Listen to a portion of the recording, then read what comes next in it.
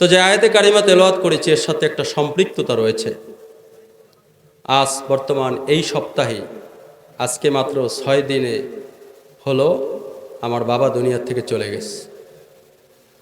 বাবাকে নিজে জানাজা পড়িয়েছি, নিজে হাতে কবরস্থ করেছি। আমি জানাজার ভিতর বলেছিলাম প্রত্যেকটা মানুষের উচিত তার একটা সন্তান তৈরি করা যে কিনা তার বাবার জানাজা পড়বে আর তার বাবাকে কবরস্থ করবে। কিন্তু আমরা অনেকেই উচ্চ শিক্ষিত রয়েছি, কিন্তু দুর্ভাগ্য জানাজার নামাজের দোয়াটাও আমরা অনেকেই জানি না। বাবার কবর জিয়ারতের করার মতো তৌফিক আমাদের অনেকেরই হয় নাই। তো এই জন্য হযরত তাউস রহমতুল্লাহ আলাইহির একটা ঘটনা আমি বলতেছি ছোট আকারে। যিনি বলেন যে এক ব্যক্তির 4 ছেলে ছিল।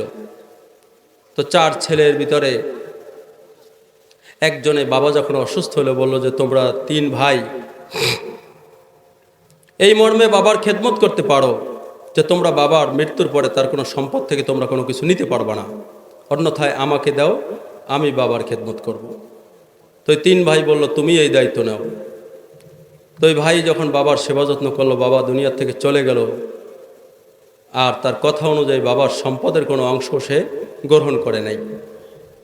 এমতো অবস্থায় রাতে স্বপ্ন দেখতেছে যে কেউ বলতেছে অমুক জায়গায় যাও, 100 স্বর্ণ মুদ্রা আছে, নিয়ে আসো। প্রশ্ন করলো বরকত আছে কি? বলছে না। সকালবেলা বিবির কাছে বলল যে আমি তো এই স্বপ্ন দেখলাম, কি করা যায়? তো বলল তাড়াতাড়ি নিয়ে আসো। বলে না, বরকত নাই, আমি আনবো না। আবার স্বপ্ন দেখলো যে 10টা স্বর্ণ মুদ্রা আছে। বলছে বরকত আছে? বলছে না। বিবির কাছে বলল, বিবি বলল 100 চলে গেল, এবার 10টাও চলে যাবে, 10টা নিয়ে আস অন্তত। বলছে না, বরকত নাই, আনবো না। এরপরে স্বপ্ন দেখতেছি 1টা স্বর্ণ মুদ্রা। বলে বরকত আছে? বলে হ্যাঁ। ওটা নিয়ে আসলো। নিয়ে আসার পরে 1টা স্বর্ণ মুদ্রা দিয়া 2টা মাছ কিনলো। 2টা মাছের ভিতরে এই পরিমাণ দামি এক মণিমুক্তা হীরা জহরত পাইল। ওই জবানের বাদশাহ 70টা খচ্চর বোঝাই স্বর্ণ মুদ্রার বিনিময় সেই মাছের ভিতরে সেই হীরার টুকরা 2টা কিনে নিয়েছে। বলুন সুবহানাল্লাহ। এই কথার দ্বারা আমি এই কথাই বলতে চাই, হাদিস শরীফের ভিতরে আসছে তোমার বাবা মাই তোমার জন্য জান্নাত, তোমার বাবা মাই তোমার জন্য জাহান্নাম। বুখারী, মুসলিম, তিরমিজি, সিয়াসাত্তা হাদিসের ভিতরে আসছে যেই সন্তানের উপর বাপ মা খুশি তার উপর আল্লাহ পাকও খুশি, যেই সন্তানের উপর তার বাপ মা অসন্তুষ্ট তার উপর আল্লাহ পাকও অসন্তুষ্ট। হাদিস শরীফের ভিতরে একথাও আসছে আল্লাহ, হাদিস শরীফের ভিতরে এই কথাটাও আসছে যে সন্তানের বাবা মার অভিশাপ অনেক সময় সন্তান দুনিয়াতেও ভোগ করতে হয়, আর বাবা মার দোয়ার কারণে সন্তান দুনিয়াতেও সফলতা অর্জন করে আর লাস্ট ডেস্টিনেশন আল্লাহর জান্নাতের মেহমান হয়ে যায়। বলুন সুবহানাল্লাহ। সুতরাং যাদের কানে আমার আওয়াজটা পৌঁছাইতেছে অন্তত পক্ষে বাবা মার রাজি খুশি নিয়ে কবরে যাওয়ার নিয়ত করছেন তো ইনশাআল্লাহ? আমার বাড়ি পিরোজপুরে, বরিশাল বিভাগে। বিভিন্ন জায়গায় যখন মাহফিলে যাইতাম তো বাবাকে পাশে নিয়ে বসায় মাহফিল করতাম। আমার বাবা খুব কালো ছিল। আমি মাঝে মাঝে তাকায় বলতাম বাবার চেহারাটা কালো কিন্তু আমার কাছে অনেক ভালো। মাকে মাঝে মাঝে বলতাম মা, হাদিস শরীফের ভিতরে আসছে মাকে 3 বার ভালোবাসার কথা আসছে, কিন্তু মা দুঃখিত, আমি আব্বাকে বেশি ভালোবাসি, তুমি আমাকে মাফ করে দিও। তো বাবা এমন এক সম্পদ, মাথার উপর এক ছাতা, এই ছাতাতে চলে গেল, যার চলে যায় সে বোঝে হায় বিচ্ছেদের কি যন্ত্রণা।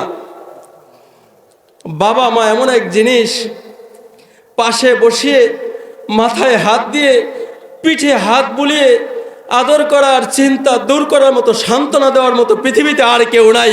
কথা ঠিক কিনা বলেন? এই জন্য আমি আপনাদের কাছে অনুরোধ করব, বাবা মার রাজি খুশি আর সন্তুষ্টি নিয়ে কবরে যাওয়ার নিয়ত করছেন তো ইনশাআল্লাহ? রাসূল করিম সাল্লাল্লাহু আলাইহি সাল্লাম এর কাছে আয়েশা রাদিয়াল্লাহু তাআলা আনহা প্রশ্ন করলেন, ইয়া রাসূলুল্লাহ, পুরুষের ভিতরে সবচেয়ে বড় হকদার কে? বলছে পুরুষের ভিতরে সবচেয়ে বড় হকদার হলো তার স্বামী। আর মহিলাদের জন্য সবচেয়ে হকদার হলো তার স্বামী। আর পুরুষের জন্য হকদার হলো বাবা এবং মা। এই জন্য আমাদের সময় শেষ হয়ে যাইতেছে, মানুষ দিন দিন কবরের নিকটবর্তী হইতেছে, মানুষ দিন দিন দুনিয়ার থেকে দূরে চলে যাইতেছে। হয় সে জান্নাতের নিকটবর্তী হয়, না হয় সে জাহান্নামের নিকটবর্তী হয়। বুদ্ধিমান ওই ব্যক্তি যে মৃত্যুর কথা চিন্তা করে এবং প্রস্তুতি গ্রহণ করে। তো আল্লাহ রাব্বুল আলামিন কোরআনে হাকিমের ভিতরে বলেন, যালিকাল কিতাবু লা রাইবা ফি, এই কোরআনের ভিতরে কোনো ভুল নাই, কোনো সন্দেহ নাই, সন্দেহের কোনো অবকাশ নাই। আল্লাহ তাআলা বলেন, হুদাল লিল মুত্তাকিন আল্লাযীনা ইউমিনুনা বিল গায়ব ওয়া ইউকিমুনাস সালাতা ওয়া মিম্মা রাযাকনাহুম ইউনফিকুন ওয়াল্লাযীনা ইউমিনুনা বিমা উনসিলা ইলাইকা ওয়া মা উনসিলা মিন ক্বাবলিক ওয়া বিল আখিরাতি হুম ইউকিনুন উলাইকা আলা হুদাম মির রাব্বিহিম ওয়া উলাইকা হুমুল মুফলিহুন। আল্লাহ রাব্বুল আলামিন বলেন, কোরআনে কোনো ভুল নাই, কোনো সন্দেহ নাই। এখানে 6টা বিষয় আল্লাহ তাআলা উল্লেখ করেছে। আল্লাহ রাব্বুল আলামিন 1 নম্বরে বলেন, গায়েবের উপরে বিশ্বাস স্থাপন করতে হবে। গায়েবের উপরে বিশ্বাস স্থাপন করার নাম হলো ঈমান। আর ঈমান হলো না দেখা জিনিসের উপরে বিশ্বাস স্থাপন করার নাম হলো ঈমান। যার কারণে আওয়াজ আসতেছে, যার কারণে জিবরাইল আমিন রাসূলুল্লাহ সাল্লাল্লাহু আলাইহি সাল্লামের কাছে গেলেন, যায় বললেন, মাল ইহসান, নির্ভেজাল ইবাদত কোনটা? লম্বা আকারে যেহেতু কথা বলার সুযোগ নাই, আল্লাহ রসুল বললেন, আনতা আবুদাল্লাহ কাআন্নাকা তারা। হাদিসের একটা অংশ, তুমি এমনভাবে ইবাদত করো আল্লাহ যেন তোমাকে দেখতেছে। আর যদি তুমি এইটা ধারণা না করতে পারো তুমি যেন আল্লাহকে দেখতেছো। কিন্তু ভাইরা, তো এটা কথা শোনা যায় একই রকম, কিন্তু বলুন তো দেখি আমরা কেউ আল্লাহকে দেখি কিনা? আল্লাহকে দেখা যায় না, ফেরেশতা দেখা যায় না, পরকাল, হাসর, মিজান, সিরাত, জান্নাত, জাহান্নাম দেখা যায় না, কিন্তু বিশ্বাস করতে হবে কিনা বলেন? এই বিশ্বাসের নামই হলো ঈমান। যেমন আমরা দুনিয়াতে অনেক কিছু দেখি না, তারপরও বিশ্বাস করি, কথা ঠিক কিনা বলেন? সামনে রমজান আসতেছে, শরবত গোলায় চিনি দিয়া শরবত গোলাইবেন, কিন্তু চিনি কিন্তু দেখা যায় না, খাইলে কিন্তু বোঝা যায় চিনি আছে। আপনার আমার ভিতর রুহু আছে, দেখা যায় না কিন্তু রুহু কিন্তু আছে। ওই লাইনের ভিতরে কারেন্ট আছে, দেখা যায় না, কথা ঠিক কিনা বলেন? কিন্তু বিশ্বাস কিন্তু করি। বাতাস কিন্তু দেখা যায় না। তুমি আমাকে মহব্বতের দাবি করো, ভালোবাসো, কিন্তু ভালোবাসো কিনা দেখানো কিন্তু যায় না, কথা ঠিক কিনা বলেন? এই জন্য অনেক কিছুই দেখা যায় না। ঠিক তেমনিভাবে আল্লাহকে দেখা যায় না, পরকাল দেখা যায় না, হাসর, মিজান, সিরাত কিচ্ছু দেখা যায় না, কিন্তু বিশ্বাস স্থাপন করতে হবে। আর এই বিশ্বাস স্থাপন করার নাম হলো ঈমান। আর ঈমানি কালেমা হলো লা ইলাহা ইল্লাল্লাহু মুহাম্মাদুর রাসূলুল্লাহ। নবীজি বলেছেন, যদি কোনো ব্যক্তি যাররা পরিমাণ ঈমান নিয়ে আসতে পারে, আমি আল্লাহ রাব্বুল আলামিন তার জন্য 10টা জান্নাতের জন্য 10টা দুনিয়া বরাবর একটা জান্নাতের ব্যবস্থা করে দেবেন। সুবহানাল্লাহ। চেচনিয়া, বসনিয়া, আফগানিস্তান, ফিলিস্তিন, কাশ্মীর, ভারত, চীন, Japan, France, German, Netherland, Ireland, Switzerland, Azerbaijan, তার্কিস্তান, তুর্কিস্তান, তাসখান, খমারা, কয়েকটা দেশের কেবল নাম নিলাম। আমার নবী বলেছে, ছোট্ট একটা দেশের জন্য, আমাদের দেশটা অবস্থা দেখেন, প্রধানমন্ত্রী হওয়ার জন্য আর প্রধানমন্ত্রী থাকার জন্য কি পরিমাণ চেষ্টা করে, কথা ঠিক কিনা বলেন? কিন্তু আমার নবী বলেছে, যাররা পরিমাণ ঈমান নিয়ে আসো, আমি তোমার জন্য 10 দুনিয়া পরিমাণ এক জান্নাতের বাদশা বানায় দেবো। সুবহানাল্লাহ। ভাইরা আমার, বিস্তারিত বলার সময় নাই, কয়েকটা আয়াতে কারিমা তেলাওয়াত করেছি। আয়াতের ভিতরে 1 নম্বর আল্লাহ তাআলা বলেন, যালিকাল কিতাবু লা রাইবা ফি হুদাল লিল মুত্তাকিন আল্লাযীনা ইউমিনুনা বিল গায়বি ওয়া ইউকিমুনাস সালাতা ওয়া মিম্মা রাযাকনাহুম ইউনফিকুন। এখানে আল্লাহ তাআলা বলতেছে, 1 নম্বর গায়েবের উপর বিশ্বাস স্থাপন করতে হবে, 2 নম্বর নামাজ কায়েম করতে হবে। কিন্তু দুর্ভাগ্য, আজকে আমাদের ঈমান আর সাহাবায়ে কেরামের ঈমান কোনোদিন এক হতে পারে না। নারে তাকবীর। শফিউল্লাহ কিশোরগঞ্জ সাহেবের আগমন, মাশাআল্লাহ, আলহামদুলিল্লাহ। বাকি ইনশাআল্লাহ উনি তো আসবে আলোচনা, আপনার সান্ত্বনামূলক আওয়াজ পাইলেন যিনি আসছে, ঠিক আছে ইনশাআল্লাহ। যাই হোক, সময় অল্প একটু, এতবিতে আবার স্লোগান দিতে গেলে তো আমি কাবু হয়ে যাবো আর কি। যাই হোক, আল্লাহ রাব্বুল আলামিন বলেন 1 নম্বর ঈমান আনতে হবে। এখন প্রশ্ন হলো, আমার বাপ মুসলমান, দাদা মুসলমান, আদম শুমারিতে মুসলমান, ভোটার আইডি কার্ডে মুসলমান, কথা ঠিক কিনা বলেন? হাদিস শরীফের ভিতরে আসছে বাইনাল আবদি ওয়া বাইনাল কুফরি ওয়া তারকুস সালাত, মুসলমান আর কাফেরের মধ্যে একমাত্র পার্থক্য হলো নামাজ। আল্লাহর কোরআন বলছে ইন্নাস সালাতা তানহা আনিল ফাহশাই ওয়াল মুনকার, নিঃসন্দেহে নামাজ মানুষকে যাবতীয় খারাপ কাজ থেকে বিরত রাখবে। আসসালাতু মিফতাহুল জান্নাহ, জান্নাতের চাবি হলো নামাজ। আউয়ালু মা ইউহাসাবু বিহিল আবদু ইয়াউমাল কিয়ামাতিস সালাহ, কিয়ামতের ময়দানে সর্বপ্রথম হিসাব হবে নামাজের। যার নামাজ ঠিক বলে সাব্যস্ত হবে, অন্য অন্য আমলকে ঠিক বলে সাব্যস্ত করে আল্লাহ তার জন্য জান্নাতের ফয়সালা করে দিবে। হাদিস শরীফের ভিতরে আসছে, নামাজের ব্যাপারে আল্লাহকে ভয় করো, নামাজের ব্যাপারে আল্লাহকে ভয় করো, নামাজের ব্যাপারে আল্লাহকে ভয় করো। জোরে চিৎকার মেরে বলেন আল্লাহু আকবার, আরো জোরে বলেন আল্লাহু আকবার। আল্লাহ সবচাইতে বড়, ঠিক কিনা বলেন? এই জন্য আল্লাহ কে, কোত্থেকে এসেছে জানার প্রয়োজন নাই। আল্লাহ পাক আছেন, তিনি থাকবেন, তিনি ছিলেন, তিনি অক্ষয়, তিনি অব্যয়, তিনি শাশ্বত, তিনি জাগ্রত, তিনি আল্লাহু আকবার। তাকে নিয়ে চিন্তা করা দরকার নাই। তার কুদরতি পায় সিজদায় লুটিয়ে পড়া, এটাই ইমানদারের কাজ, কথা ঠিক কিনা বলে? ভাইরা আমার, নামাজ পড়তে হলে আপনাকে ইলম অর্জন করতে হবে। নামাজ ভঙ্গের যত কারণ রয়েছে, একটা কারণ হলো তেলাওয়াতে যদি কোনো ব্যক্তি অশুদ্ধ করে, নামাজের ভিতরে অশুদ্ধ তেলাওয়াত করলে তার নামাজ হবে না, কথা ঠিক কিনা বলেন? আপনি দুনিয়ায় ডাক্তার হতে পারেন, ইঞ্জিনিয়ার হতে পারেন, দার্শনিক হতে পারেন, FRCS করতে পারেন, PhD করতে পারেন, ইন্টার্নি করতে পারেন, আপনি দেশের প্রাইম মিনিস্টার হতে পারেন, মন্ত্রী হতে পারেন, SP হতে পারেন, DC হতে পারেন, কিন্তু আপনার নামাজের ভিতরে আপনার তেলাওয়াত অশুদ্ধ, আপনার কোনো কাজে আসবে না, কথা ঠিক কিনা বলেন? দুনিয়ার পরিচয় হয়তো পার পেয়ে যাইতে পারেন, আখিরাতের পরিচয় পার পাওয়া যাবে না, কথা ঠিক কিনা বলেন?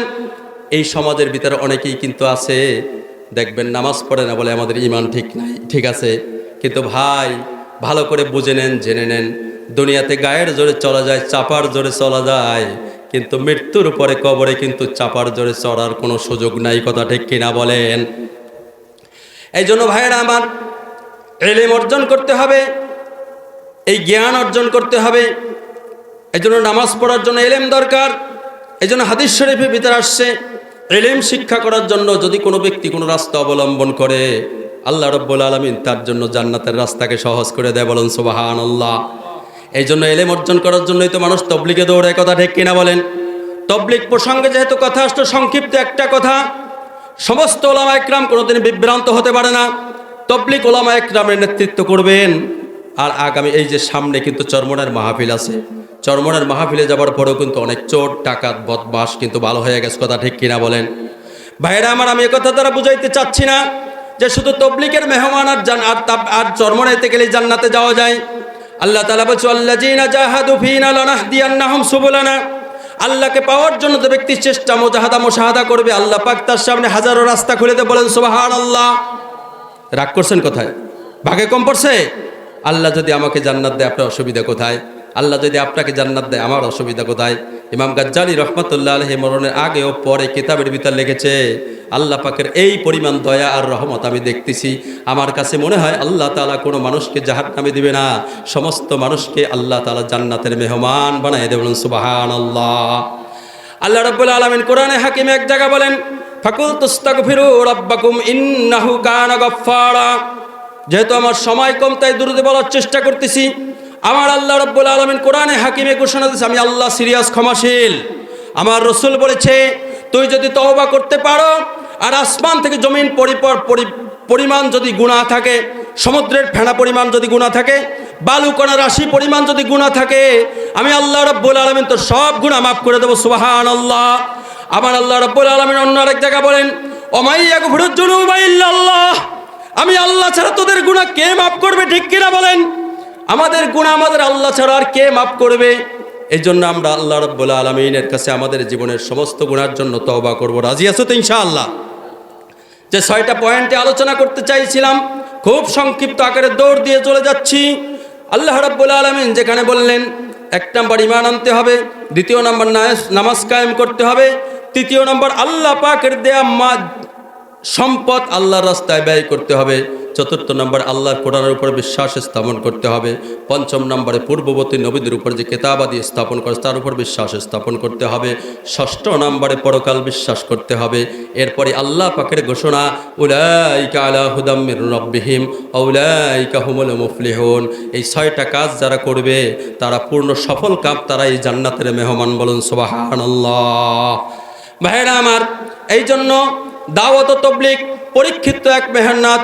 চরমোনার মুজাহিদদের বলবো, কোনো ডাক্তার খুব ভালো পেয়েছো, 5 ঔষধ প্রেসক্রিপশন করেছে, ওষুধ খাইতে থাকো আর মানতে থাকো, মানতে থাকো, মানতে থাকো, ভয়ের সাথে মানতে থাকো, আল্লাহকে ভয়ের সাথে মানতে থাকো। ইনশাআল্লাহ আল্লাহ চাই তো ইনশাআল্লাহ আশা করা যায় লাস্ট ডেস্টিনেশন আল্লাহর জান্নাতের মেহমান হয়ে যাবা।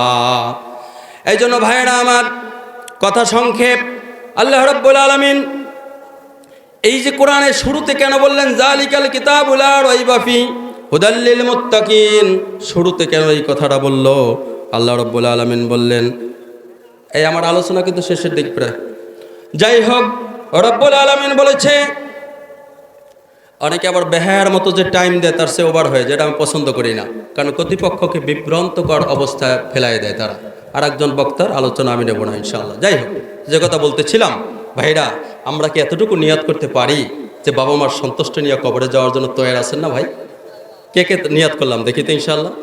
যুবক বন্ধুরা শোনো, একটা কালিমা আছে, লা ইলাহা ইল্লাল্লাহু মুহাম্মাদুর রাসূলুল্লাহ।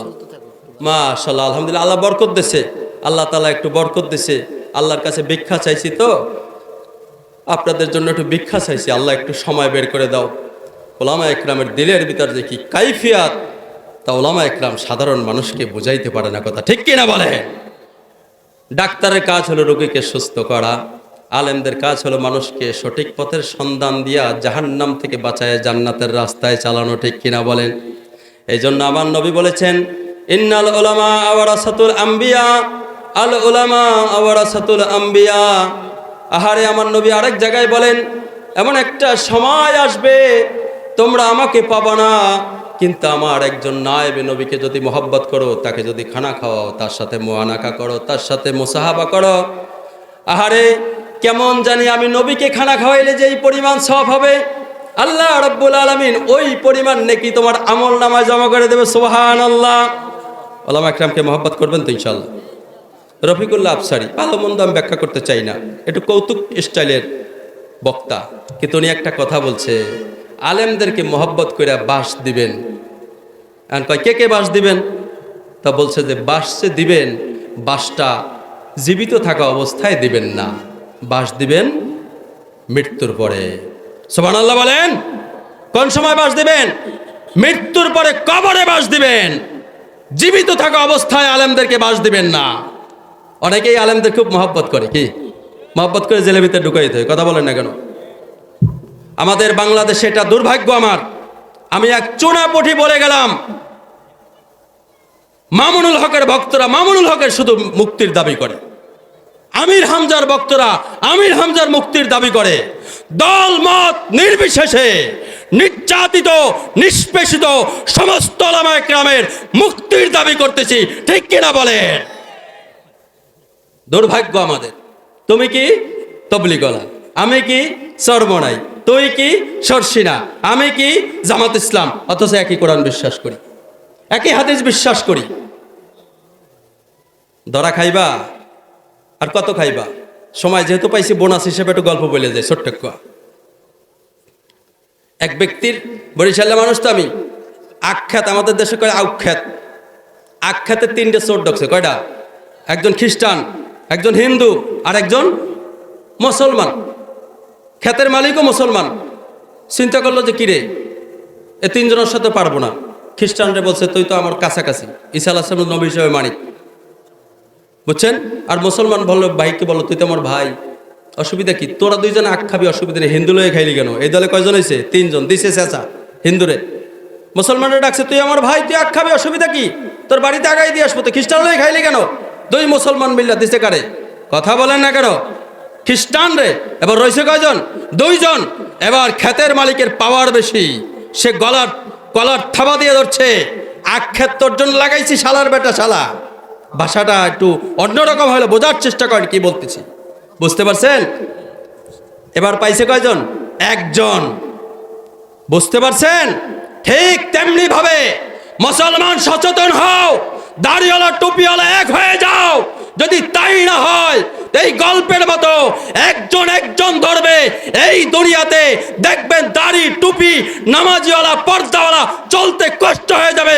দল মত নির্বিশেষে হুঙ্কার দিতে হবে, সমস্ত মুসলমান ইসলামী আকীদার উপরে একমত পোষণ করব। নারায়ে তাকবীর, আরো জোরে চিৎকার দিয়ে বলে নারায়ে তাকবীর। এই জন্য ভাইয়েরা আমার, আল্লাহ রাব্বুল আলামিন কোরআনে হাকিমের ভিতরে বলেন, ওয়াল্লাযীনা জাহাদু ফীনা লানাহদিয়ান্নাহুম সুবুলানা, যে আল্লাহকে পাওয়ার জন্য চেষ্টা মুজাহাদা মুশাহাদা করবে, আল্লাহ পাক তার সামনে হাজারো রাস্তা খুলে দেবে। যার কারণেই তো মানুষ চরমোনাইতে যায়, দেখবেন যাওয়ার পরে দাড়ি নিয়ে আসে, টুপি নিয়ে আসে, মেসওয়াক শুরু করে, কথা ঠিক কিনা বলেন? এখন আপনি যদি দুই একজন দেখেন যে চরমোনাই তো গেছে, সুদ খাইতেছে, চরমোনার মরহুম পীর সাহেবের ঘোষণা, ও কোনোদিন চরমোনার মুরিদ হইতে পারে না, কথা ঠিক কিনা বলেন? তুই তবলিগ করো, ঘুষ খাও, এটা তবলিগের বদনাম করো। আল্লাহ তাআলা বলেন, ফাইল্লাম তাফআলু ফাআযানু বিহারবিম মিনাল্লাহি ওয়া রাসূলিহি, যে সুদের সাথে সম্পৃক্ত থাকবে সে আল্লাহ এবং আল্লাহ রসুলের সাথে যুদ্ধের জন্য প্রস্তুতি গ্রহণ করুক। যে সুদের সাথে সম্পৃক্ত থাকবে সে যেন তার আপন মায়ের সাথে জেনার ভিতর লিপ্ত হয়, বলেন নাউজুবিল্লাহ। এই জন্য আল্লাহর কোরআন সহজ করে দিয়েছে, যদি কোনো ব্যক্তি অসহায় হয়ে যাও, ঠেকেই যাও, যদি এর ভিতর ঢুকেই পড়ো কোনো কারণে, দ্রুত এটাকে মীমাংসা করার ব্যবস্থা করো, বলেন সুবহানাল্লাহ। দ্রুত, বুঝেন নাই কথাটা? বুঝতে কষ্ট হয়? আহারে ধনীরা, আপনারা শোনেন, ধনীদের কাছে গেলে দেখবেন আপনার সন্তান মারা গেছে, দারিদ্র মানুষ, সন্তান মারা যাইতেছে, হাসপাতালে নিতে হবে, টাকা চাইবে, টাকা দিবে না, যেই সুদের অফার দিবে টাকা দিবে, কথা ঠিক কিনা বলেন? আহারে রাসূলুল্লাহ সাল্লাল্লাহু আলাইহি সাল্লামের এক হাদিস মনে পড়ে গেল, আমার নবী বলেছে, আহারে অধিকাংশ মানুষ অন্যের দুনিয়া সাজানোর জন্য নিজের আখিরাতকে নষ্ট করে। কান খাড়া করেন, বোঝার চেষ্টা করেন, বাংলায় বলতেছি কিন্তু ওলামায়ে কেরাম ভরা, একটাও কোরআন এবং হাদিসের বাইরে কোনো কথা এখন পর্যন্ত বলে যায়, শুধু ওই গল্পটা ব্যতীত। আল্লাহর নবী বলেন, অধিকাংশ মানুষ অন্যের দুনিয়া সাজানোর জন্য নিজের আখিরাতকে নষ্ট করে। আমি নাম নেব না, কিন্তু বুঝবেন, বললেই বুঝবেন। বাংলাদেশে একজন স্বাস্থ্যমন্ত্রী ছিল, দুনিয়ার থেকে চলে গেছে, হাজার হাজার কোটি টাকার মালিক বানায় গেছে, কথা ঠিক কিনা বলেন? কিন্তু আহারে, জাস্ট উদাহরণ, নাম যেহেতু নেই, আপনাদেরকেও বলবো, বাবা, অনেকেই তো ঘুষ খান, অনেকেই তো সুদ খান, অনেকেই তো নামাজ ত্যাগ করে কাজ করেন, কিন্তু সুদ খায়া ঘুষ খায়া সম্পদ অর্জন করে। এই সম্পদ কার জন্য করেন বলেন? আরে বোঝেন না? বিবির জন্য করে, বাচ্চার জন্য করে, সন্তানের জন্য করে, ঠিক কিনা বলেন? কিন্তু ভাই, তুমি যে সুদ খাইলা, ঘুষ খাইলা, অবৈধ সম্পদ কইরা তোমার সন্তানকে, বিবিকে প্রতিষ্ঠিত করে দিয়ে গেলা, কিন্তু কিয়ামতের ময়দানে আসামি তো তুমি নিজেই হইলা। মিলছে মিলছে মিলছে। আল্লাহ রাসূল কি বলছে? অধিকাংশ মানুষ অন্যের দুনিয়া সাজানোর জন্য সে তার নিজের আখিরাতকে নষ্ট করে। আহারে, জানাজার নামাজের দোয়া আপনারা কে কে পড়ছেন দেখি তো একটু, ইনশাআল্লাহ হাত জাগান। জানাজা কে কে পড়ছেন? পড়ছেন? এখন যদি বলি, এইবার আর লজ্জা দেব না, যদি বলি যে গেটে দাঁড়াবো আজকে জানাজার নামাজের দোয়া বলে দাও, কি বেসকাই পড়বেন কিনা? আহারে, জানাজার নামাজের দোয়া প্রথম কথাটা দেখেন, আল্লাহুম্মা গফিরলি। প্রথম কথায় আল্লাহ তুমি আমাকে মাফ করে দাও। আল্লাহ কোরআনে হাকিমে এক জায়গা বলছে, ইয়া আইয়ুহাল্লাযীনা আমানু কু আনফুসাকুম ওয়া আহলিকুম নারা ওয়াকুদুহান নাস ওয়াল হিজারা। তুমি নিজেও জাহান্নামের আগুন থেকে বাঁচো, তোমার আহাল পরিবারকেও জাহান্নামের আগুন থেকে বাঁচাও। সংক্ষিপ্ত তাও আল্লাহুম্মা গফিরলি, আল্লাহ তুমি আমাকে মাফ করে দাও। জানাজার নামাজের দোয়ায়ের পর বলা হয়েছে, আল্লাহুম্মা গফিরলি হাইয়িনা ওয়া মাইয়িতিনা ওয়া শাহিদিনা ওয়া গায়বিনা। আমার এতগুলো বলার সুযোগ নাই। আল্লাহ, যারা জীবিত আছে তাদেরকে মাফ করো, হায়াতে যাদের তাদেরকে মাফ করো, মৌতে যারা তাদেরকে মাফ করো, যাদেরকে দেখি না তাদেরকে মাফ করো। আহা, কিন্তু প্রশ্ন হলো, প্রথম কথাই তো আল্লাহ আপনাকে শিখাইতেছে, বান্দা তুই দোয়া কর, আল্লাহ তুমি আমাকে মাফ করো। ও ভাই, যদি আপনাকে জাহান্নাম দিয়ে দেয়, ভাগ তো কেউ নিবে না। ও ভাই, যদি আমার গায়ে জাহান্নামের আগুন লাগিয়ে দেয়, এ ভাগ তো কেউ নিবে না। ও ভাই, আপনাকে যদি জান্নাতের মেহমান বানায় দেয়, এ ভাগ তো কাউকে দিতে হবে না। ও দোকানদার ভাই, ও রিক্সাওয়ালা ভাই, ও সিএনজিওয়ালা ভাই, ও দিন মজুর ভ্যানওয়ালা ভাই, তুমি যে নামাজ ত্যাগ করে কাজ করতেছ, আহারে নামাজ ত্যাগ করে কাজ করে 200 টাকা যে নিয়ে আসলা, তুমি বাজার করে নিয়ে আসলা, এই বাজার তো লোকমা তুলে দিলা তোমার স্ত্রীর মুখে, তোমার সন্তানের মুখে। তুমি যে নামাজ পড়লা না, আসামি তো তুমি নিজেই হইলা। মিলছে কিনা হাদিসটা দেখেন। তাহলে তুমি কি করলা? অন্যের দুনিয়া সাজানোর জন্য তুমি তোমার নিজের আখিরাতকে নষ্ট করে দিলা। কথা ঠিক কিনা বলেন? আহারে জান্নাত কি জিনিস, জান্নাত কি জিনিস, জান্নাত কি জিনিস! মুহাম্মাদুর রাসূলুল্লাহর মতো উত্তম চরিত্র দিবে, মূসা আলাইহিস সালাম শক্তি দিবে, ঈসা আলাইহিস সালাম 33 বছরের যুবক বানাবে, আদম আলাইহিস সালাম লম্বা বানাবে। জান্নাতের ভিতরে শুধু সালাম আর সালাম, শান্তি আর শান্তি চলতে থাকবে। সুবহানাল্লাহ। সংক্ষিপ্ত আকারে ভাঙ্গাচোরাভাবে কথা বলতেছি। জান্নাতের ভিতরে, জান্নাতের ভিতর স্বর্ণের ছড়ি দেবে, জান্নাতের ভিতরে দুধের নদী, মধুর নদী, শরবতের নদী চলতে থাকবে। সুবহানাল্লাহ। আল্লাহ বলছে সাকাহুম রাব্বুহুম শারাবান তাহুরা। আরে দুনিয়াতে তোরা মশালারা বোতল খায় না, শারাবান তাহুরা। আমার আল্লাহ তাআলা বলছে জান্নাতের ভিতরে এমন বোতল খাওয়াবো ইনটেক, যেটা মুখের ভিতর নেওয়ার সাথে সাথে তোর চেহারা সুন্দর হয়ে যাবে, বুক পর্যন্ত যাওয়ার সাথে সাথে চেহারা উজ্জ্বল হয়ে যাবে। সমস্ত শরীরের ভিতরে যখন ওই শারাবান তাহুরা মিশ্রিত হয়ে যাবে, তোর চেহারা তখন জান্নাতি মানুষে রূপান্তরিত করে দেব। গন্ধ হবে না, নেশা হবে না, পাগল হবে না। দুনিয়ায় যেগুলা খায়, খাইয়া তো কথা বলে না, এখন রাস্তাঘাটে পড়ে থাকে। কথা ঠিক? আল্লাহু আকবার। জান্নাত এমন এক জিনিস, আহারে মানুষ কোনো কান দেখে নাই, কোনো চোখ দেখে নাই, দেখছে নাকি ভাই? কোনো জেহেন চিন্তা করতে পারবে না। আবার যদি কোনো অবস্থায় যদি জাহান্নামে ছিটকায়ে পড়ে যাও, আল্লাহ যদি ঘোষণা দেয় আমতাজুল ইয়াউমা আইয়ুহাল মুজরিমুন, অপরাধীরা আজকে আমার নেককারদের কাতার থেকে আলাদা হয়ে যাও। দুনিয়াতে তো শক্তি আছে, আলাদা করা যায় না। কথা বলেন না কেন? দুনিয়াতে দেখা যায় গাছটা বড় হইলেও দাঁড়ায়, জেতা গাছটাও দাঁড়ায় থাকে। কথা ঠিক কিনা বলেন? কিন্তু ভাইরা আমার, অনেকেই নামাজ পড়ে না, মুসলমান দাবি করে। কেউ কথা বলেন না কেন? আওয়ামী লীগ মার্কা মুসলমান, বিএনপি মার্কা মুসলমান, ভোটার আইডি কার্ডে মুসলমান, বাপ মুসলমান, দাদা মুসলমান। যদি আমি সেই মুসলমান হইতাম যার কারণেই তো রাসূলুল্লাহ সাল্লাল্লাহু আলাইহি সাল্লাম ঘোষণা দিয়েছে আমার আবু বকর জান্নাতি, ওমর জান্নাতি, ওসমান জান্নাতি, আলী জান্নাতি, তালহা জান্নাতি, খাব্বাব জান্নাতি, খুবাইব জান্নাতি, আম্মার জান্নাতি, উমায়ের জান্নাতি। বলে কেন কেন কেন? বলে তাদের বিস্তারিত ঘটনা বলার সময় নাই, বলতেও পারবো না। কারণ কি, তারা দুনিয়াতে থাইকা এমন ত্যাগ আর কোরবানি করেছে, আল্লাহ রব্বুল আলামিন তাদের উপর রাজি আর খুশি হইয়া আল্লাহর নবীর মাধ্যমে ঘোষণা দিয়েছে আশারায়ে মুবাশশারা, এই সমস্ত সাহাবা একরাম সব জান্নাতের মেহমান। বলেন সুবহানাল্লাহ। এখানে আরেকটা কথা মনে রাখতে হবে, সমস্ত নবীরা হলো বেগুনাহ মাসুম, আর সাহাবা একরাম হলো মাগফুর, মানে ক্ষমাপ্রাপ্ত। সুতরাং কোন সাহাবা একরাম তার মানে এটা না, তার মানে আবু বকর, ওমর, ওসমান, আলী, তালহা, জুবাইর, খাব্বাব, খুবাইব, আম্মার, উমাইর শুধু নয়। যেমন কইরা আমার বাড়িতে যদি আমি দাওয়াত দেই, আমি দাওয়াত দেওয়ার ক্ষেত্রে বলবো ডাক্তার সাহেব আপনি আইসেন, ইঞ্জিনিয়ার সাহেব আপনি আইসেন, শাহাদাত ভাই আপনি আইসেন, আব্দুল সত্তার আপনি আইসেন, আব্দুল সুবহান আপনি আইসেন। তার মানে শুধুমাত্র আপনাদের কয়জনকেই দাওয়াত দিলাম না, আসলে পুরা মজমাকে দাওয়াত দিলাম। কথা ঠিক কিনা বলেন? তার মানে হলো ওই সাহাবা একরাম শুধুমাত্র 10 জনই জান্নাতি না, আল্লাহর নবীর সমস্ত সাহাবা একরাম জান্নাতের মেহমান। জোরে জোরে চিৎকার দিয়ে বলেন সুবহানাল্লাহ। সুমারিতে মুসলমান, ভোটার আইডি কার্ডে মুসলমান, কিন্তু যদি আমার ঈমান বেলালের মতো হইতো, আহারে বেলালের মনিবের নাম ছিল উমাইয়া ইবনে খালফ। উমাইয়া ইবনে খালফ বেলালের বুকের উপরে পাথর চাপা দিয়া, আল্লাহু আকবার। তারপর কি করছে দেখেন, এক বর্ণনায় আসছে দলবল নিয়া সাথী সঙ্গী লইয়া উমাইয়া ইবনে খালফ বেলালের জিহ্বাটা টাইনা বলায় ফেলছে, জিহ্বার মাঝখানে গজা লোহা বসায় দিছে। আমার বেলাল ওই অবস্থায় আহাদ আহাদ আল্লাহ নামের জিকির করতেছিল। উমাইয়া ইবনে খালফ বলতেছিল, ও বেলাল, জিহ্বার মাঝখানে গজা লোহা বসায় দিলাম, এখনো দেখি রক্তমাখা জিহ্বা দিয়া আল্লাহ নামের জিকির করতেছ। ও বেলাল, রক্তমাখা জিহ্বা দিয়া আল্লাহ নামের জিকির করে কি মজা পাও? হযরত বেলাল বলতেছে, ওই বাইতুল্লাহর মালিকের কসম, এতদিন পর্যন্ত আমি আল্লাহ নামের জিকির করে মজা পাই নাই। আজকে যখন আমার জিহ্বার মাঝখানে গজা লোহা বসায় দিছো, আজকে রক্ত মাখা জিহ্বা দিয়া আল্লাহ নামের জিকির করে প্রকৃত জিকিরের স্বাদ আমার জবানে লেগে গেছে, বলেন সুবহানাল্লাহ। ও আম্মা জান, একজন মা ছিল, আল্লাহু আকবার, সুমাইয়া রাদিয়াল্লাহু তাআলা আনহা ঈমান আনার অপরাধে আল্লাহু আকবার লজ্জাস্থানের ভিতরে বর্ষার দ্বারা আঘাত করে দুনিয়ার থেকে শহীদ করে দিয়েছে।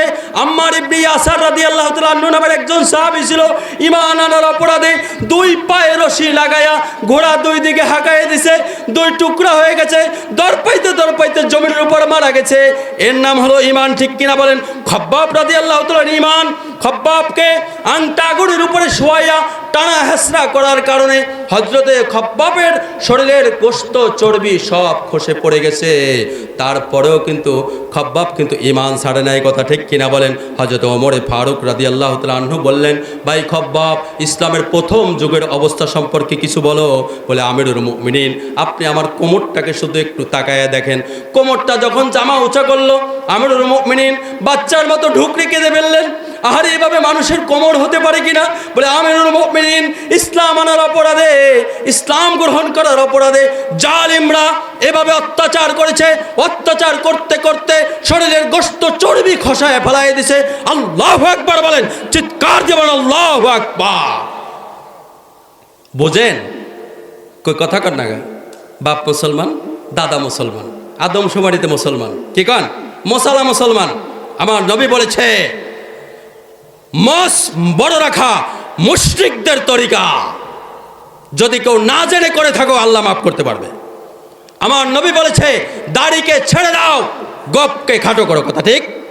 কিন্তু দুর্ভাগ্য, আজ আমরা মস মোটা করতেছি, অথচ আমার রসুলের ব্যাপারে আল্লাহ পাক পিক বলেন, লাকাদ কানা লাকুম ফি রাসূলিল্লাহি উসওয়াতুল হাসানা, যে তোমাদের নবীর মধ্যে, তোমাদের মধ্যে উত্তম আদর্শ রেখে দিয়েছে, কথা ঠিক কিনা বলেন?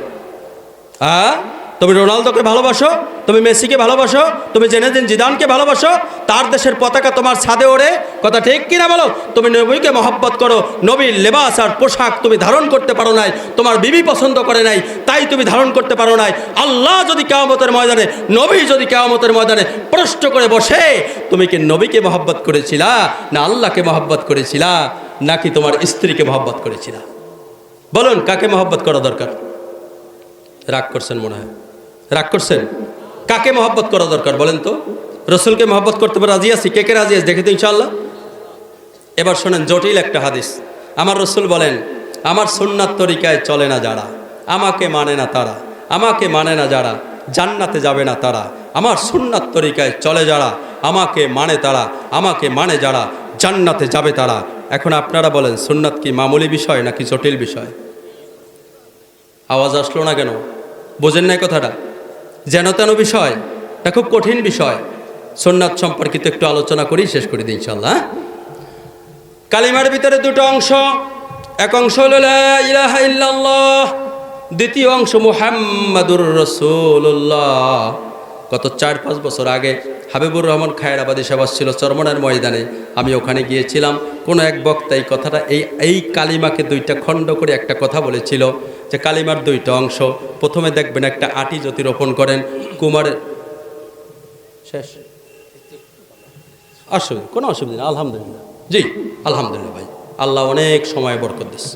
আপনাদের কাছে আমি বিনীতভাবে অল্প সময়ের কারণে ভাঙ্গাচোরা কিছু টোকায় টাকায় কিছু কথা জমা করে দিয়েছি।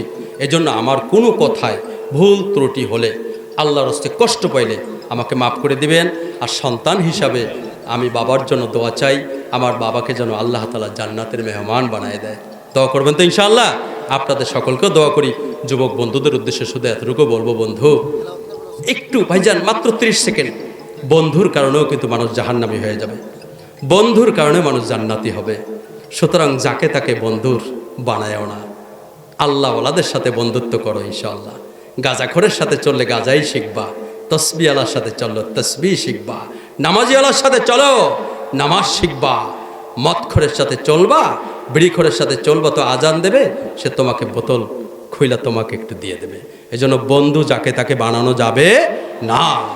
ঠিক আছে ইনশাআল্লাহ? আল্লাহ তাআলা বোঝা এবং এর উপর আমল করার তৌফিক দান করুক। আসসালামু আলাইকুম ওয়া রাহমাতুল্লাহি ওয়া বারাকাতুহু।